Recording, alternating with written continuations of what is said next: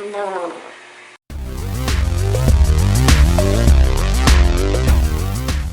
this is Megan in the restricted section. Today I'm going to be doing my February reading wrap-up and my February book haul combined. So first, I want to talk about the books I read in February. I felt a little bit like I was in a reading slump in February until I made a list of all the books I read, and I did read 7, which is what I read in January.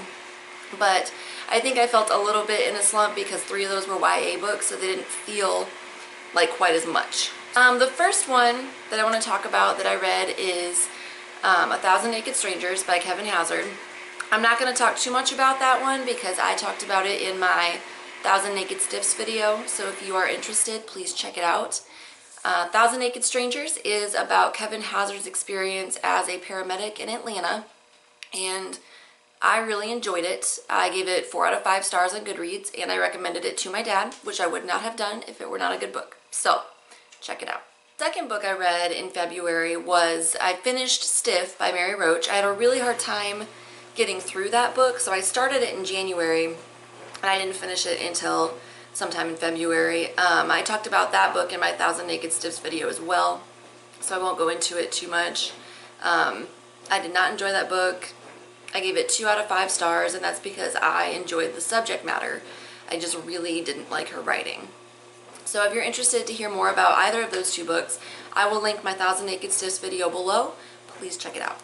Also during February, I read the first 3 books of the Lunar Chronicles series. Here they are.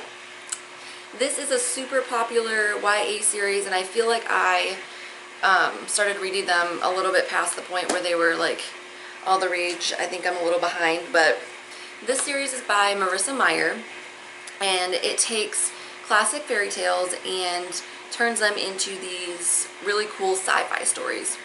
So I really loved that concept. That's why I started reading the series, because I thought that sounded pretty awesome.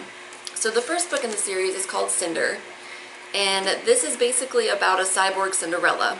So Cinder's a mechanic. She lives in this futuristic world, and she meets and falls in love with the prince of her commonwealth. His name is Kai. So their romance was pretty forced, I felt. And the story of this book was a little bit predictable, but that's okay because I did really enjoy, even though I had figured out how it was going to end, I really enjoyed getting there.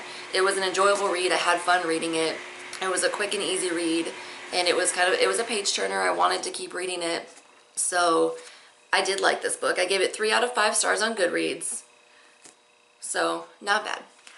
The second book of the Lunar Chronicles is called Scarlet, and this is basically about a pretty badass Little Red Riding Hood.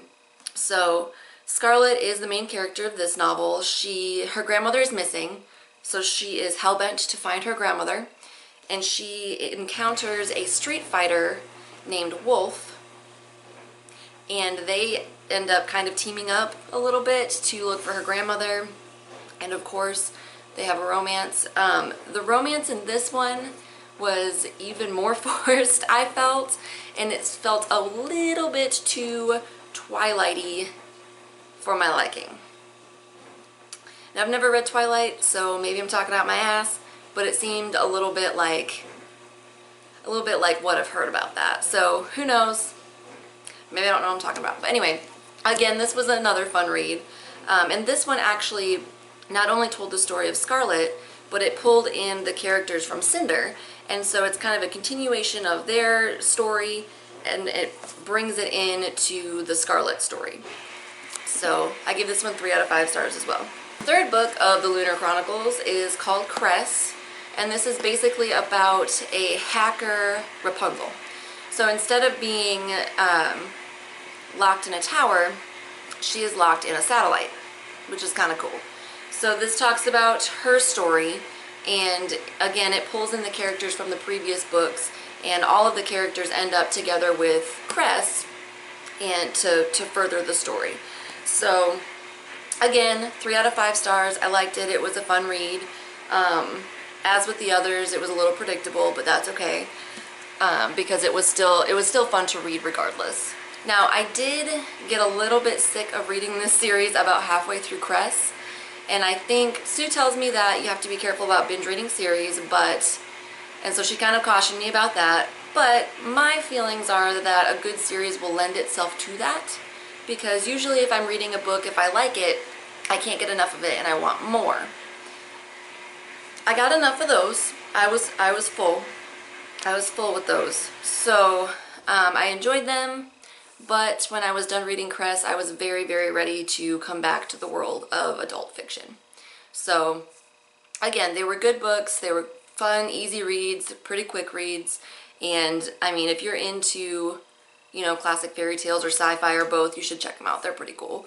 I also think they're great for, you know, young readers. They're good for them to kind of pull them into reading sci-fi, because it's a really cool genre. And as you all know, I love that genre. So I think that's, you know, they're a good tool to introduce young readers into sci-fi. So I like them. I will probably finish the series after I take a break, though. Taking a break, but then I'm going to get Winter, which is the 4th book. I'm going to read that. So that's my plan. The next book that I read was called The Shock of the Fall by Nathan Filer. And this is a story of a man who is struggling with his mental illness. He's been diagnosed with schizophrenia, so he's, you know, struggling to cope with that diagnosis and with the symptoms and things that are manifesting. It also talks about him struggling to come to terms with his brother's death. So it's a really, I thought it was a really beautiful story. It's written from the perspective of the young man who has schizophrenia, which is really cool to see. And you can tell, you know, when he's coping well with his illness and when he's not. So that's pretty interesting. His perspective is pretty interesting. And I really love the writing in this. I actually read this book for my book club. This is the book we're going to be discussing when we meet in March. And so I'm looking forward to hearing what those ladies thought about it, but I really enjoyed it. Last book that I read in the month of February was Annihilation by Jeff Vandermeer. This is the first book in the Southern Reach trilogy, and I really enjoyed this book. This book is about this place called Area X. It's been cut off from the rest of the world. There are no humans living there. The environment within Area X is kind of evolving and changing and existing in ways that are not common whatsoever, and bizarre things happen in Area X. So the Southern Reach is a governmental agency who sends in these expeditions to try to, you know, gather information and investigate Area X and see, you know, report on their findings and see if they can't find some answers as to why these bizarre things keep happening. So this book, Annihilation, is about an expedition made up of 4 women. There's a psychologist, a surveyor, an anthropologist, and a biologist. And the biologist is the narrator of the story. So she's the one telling the story, and it's through her perspective. This book is super bizarre. I loved it. His writing reminded me a little bit of H.P. Lovecraft, so that was really interesting. I can't really get behind Lovecraft, though, because he was a giant racist, but that's a whole side issue. Anyway, yeah, this book was more story-driven than character-driven. The characters, the members of the expedition party, are never given names, and they kind of serve as a vehicle, I feel, to further the story. So, which is a really fascinating story, and I'm really looking forward to reading the next 2 books in the trilogy, which I just ordered this morning. So I'm excited to get those so I can start reading them. But it's a pretty short read. It feels a little bit more dense than it actually is just because of the writing style, but I really loved it. So I give this one 4 out of 5 stars on Goodreads. Check it out. Alright, so those are the books I read in February. I was pretty pleased with it. Hopefully I can keep up this momentum going into March, because I've read 7 books so far in January and in February. So I'm way on track to complete my reading goal for the year, which is 35 books. And I'm hoping that I can keep up this momentum. So I'm pretty excited. So now I want to talk about the books I bought in February. I bought 6 books in February, which is a little bit more than I normally buy. I'm not sure how the rules of a book haul work, but there were 2 books that I didn't buy physical copies of, but did buy on my Kindle, so I'm not sure if I'm supposed to count those or not, but I'm totally going to count them, so sorry, deal with it. I don't know. Anyway, so I bought 6 books. The first book that I bought in February was a book that I've been looking forward to for a long time. It's Hyperbole and a Half by Allie Brosh. She has a blog, and her blog is hilarious and awesome. And that's how I got into her stuff. And so of course when I saw that she had a book out, I had to check it out and I had to get it. So I'm really looking forward to getting into this. It is one of my most anticipated, I think. So yeah, pretty excited. The next book that I bought in February is called We, and I'm probably gonna butcher this fella's name. Sorry, fella. It's by Yevgeny Zamyatin. Maybe that's how you say it. I don't know. But this is a dystopian novel that was completed in 1921. Y'all know I love a good dystopian novel. And I read somewhere that this book was one of the inspirations for George Orwell's 1984, which, as y'all know, is my favorite book. So I'm all about this one. I started reading this morning, and so far so good. So I'm pretty stoked about it.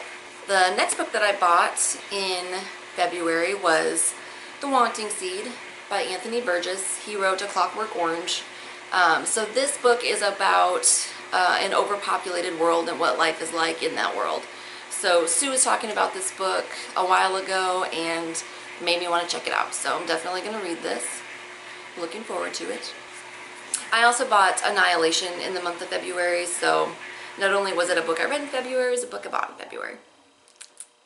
The two books that I bought on my Kindle in February were The Shock of the Fall by Nathan Filer, which I mentioned because I also read it in February.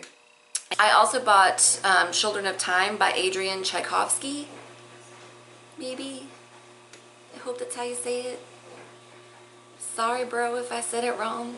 I started reading this and ended up kind of trailing off with it and reading something else. I'm having a really hard time getting into it. So I'll come back to it and hopefully I can get, pulled into it and finish it, because I would really like to finish it because I've started it, so it's nagging at me. So I'll let you know how that goes. So those are the books that I bought in February, and those are the books I read in February. So if you've read any of those books, please share your thoughts about them with me down below. Please comment. Sue and I will be posting our next video on Monday, so I'm pretty excited about that. So be watching for it. It's going to be awesome.